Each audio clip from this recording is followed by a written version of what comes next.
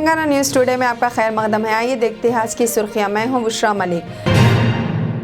नरेंद्र मोदी 2 रोज़े दौरे पर, हैदराबाद में इतवार को जलसा-ए आम से खिताब।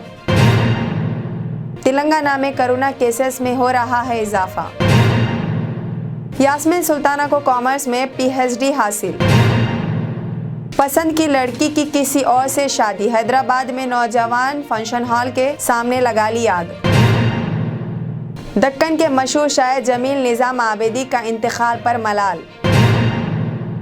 कन्हैया लाल का सर कलम करने वाले मुलजिमों पर हुजूम ने हमला कर दिया, जयपुर के अदालत में वाक़या। तेलंगाना में बीजेपी को जबरदस्त झटका, 4 कॉरपोरेटर और 2 काउंसलर TRS में शामिल। पोलियो वायरस की नई शक्ल दरियाफ्त, एक भी केस दर्ज नहीं। योगी आदित्यनाथ ने चारमीनार से मुत्तसिल मंदिर के दर्शन किए।